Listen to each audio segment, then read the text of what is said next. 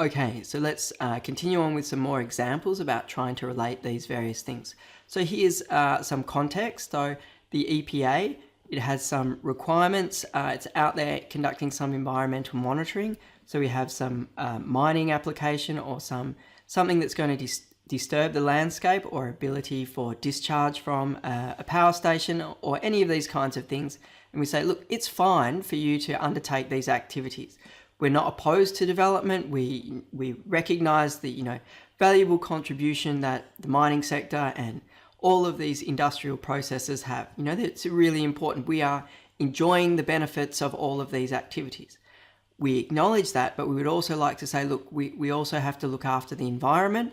And so we're going to say, I have some monitoring conditions on your activity, and what I want to do is detect a 20% change in conditions. So we know that there's going to be natural variation in the system, but we've decided biologically 20% change in conditions would be something that we would consider important enough to intervene in the operation of the mine or whatever particular activity that we're regulating.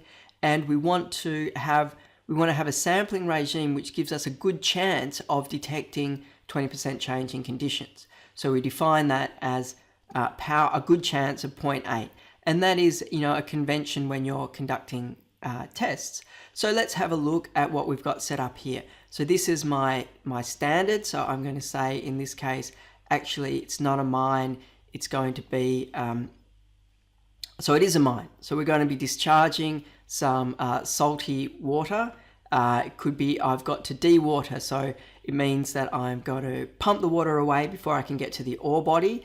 And that water that we might have to pump away might be naturally saline. And so we do have approval to discharge this water into an estuary, but there's a limit to what we're going to do, and we don't really know how salty the water is or exactly what's going to happen. So there's our mine conditions, and we're going to say that in this case we've defined a change in the electrical conductivity of the estuary of 100 units. So this is what we've gone into the field.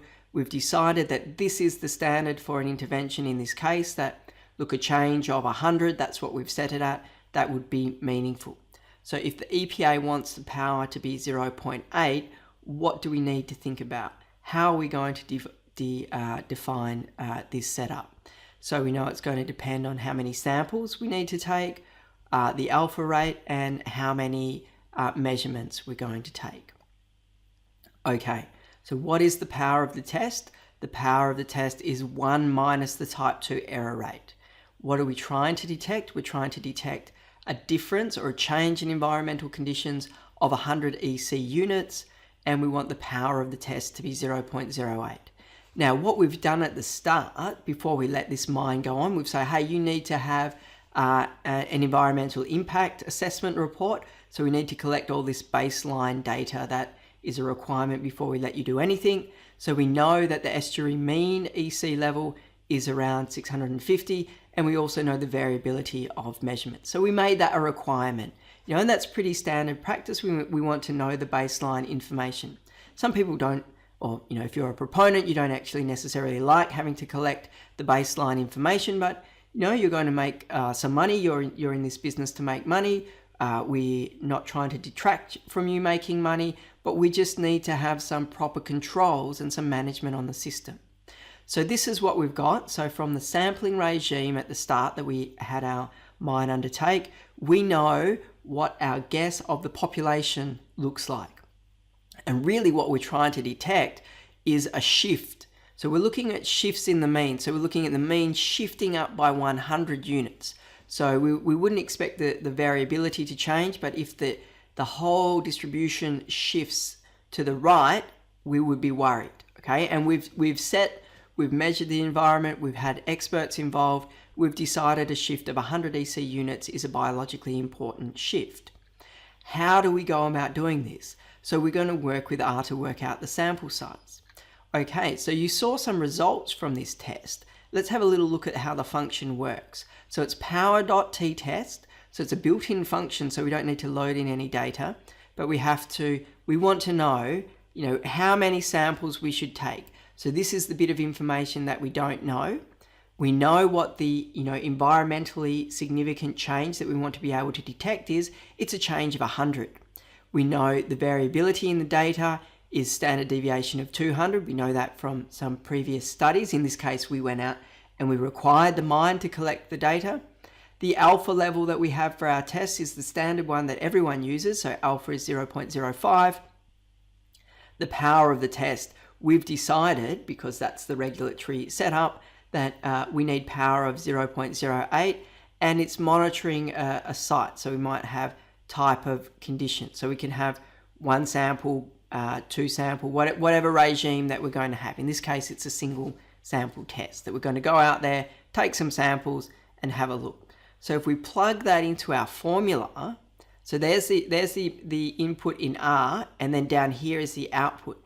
So we round up. So it says, if you want power 0.8, you have standard deviation 200, the difference you want to detect is 100, and you want to have a good chance of detecting that difference, you need to set a sample size of 33.3. Well, we can't have a fractional sample size, and because we have minimum power requirement, so we need to have power of at least 0.8, we round up. So we always have to round up for the power one, so we need to take 34 samples.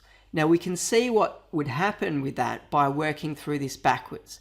So if we put in 34, 100, 200, 0.5, and left this object blank, so the test power blank, we should get back a number slightly above 0.8. Why should we get a number back slightly above 0.8? Because if we had a sample size of 33.3, we know that that would give us power of 0.8. We're going to have a sample of 34, so it should give us slightly above 0.8. So we enter those values. So you can see I've populated my test calculator in here, and it gives me back my output down here. Now, whoops. So this is great stuff for us. It really takes out the hard work of doing this. It is within my lifetime that I've actually had to do these guess and calculate things by hand. Well, like in Excel, but I've really had to guess some values to solve this iteratively. And, there's a bit of an art to do it. You do it enough. But I mean, this is crazy simplification of the process that we used to have to go to. Now, what would happen if we took less samples? So let's think about that. So if we took less samples, we know what happens to the distribution of the sample mean statistic. It's much more spread out. So if it's more spread out, it's going to give us less power to detect a difference, right? Remember, the red area is our power to detect a difference. So if our data is more spread out, so the sample standard deviation will still be the same, but the distribution of the sample mean will be different, right? So that's the thing that we pick up. So how would this play around? So say I took 20 samples instead of 34. What would that do? Well, we could be pretty sure that it's going to reduce the power. Okay, we can look at the visual and we say, yeah, we can see visually the red space with a smaller sample size is going to get smaller. Remember, the area under the curve sums to 1. So the yellow area gets bigger, the red area gets smaller, the red area is the power of our test. So if I took sample of 20, again, you can see that the power has gone down. It's gone down from 0.8 to 0.56. So a quite dramatic reduction in power. So what happens if we change alpha? So we've seen this again before. So if I make alpha 0.01, you know that it reduces the power. How do I know it reduces the power? It's shrinking the red space. The total area under the curve is 1. We've got less red space. That means my power to detect a difference has gone down. The chance of making a type 2 error has gone up. So if we plug that in, I change my significance level from 0.01 to 0.05. My test power has now gone down from 0.56 to 0.3. So what we can see here is we can start to design our experiments. This is really important for us. If we're the EPA, we might be legally required to have a certain test power. Or if we were our miner wanting to send off those samples to DAS Lab or Le Lab, we want to know, what sample size will give us a good chance of detecting a difference. We don't want to waste any money. And I guess I will show you that this is real because here's from one of my own personal grant applications. So I was looking at something, and this is really what we do. So I'm saying that, this is from my real research that gets published today. The basics that you are learning now, we do some slight tweaks, but they are core for scientific investigation. What did I do? So this one, okay, so I can also give you another thing about doing these things, which is that we kind of lie a little bit. Okay, so I really wanted test power of 0.8, but I didn't think that they would give me all of my budget. So I said I'm designing my budget with test power of 0.9 in case they cut my budget. So how did I get my guess of, because I hadn't done the research, how did I get a guess of the sample standard deviation?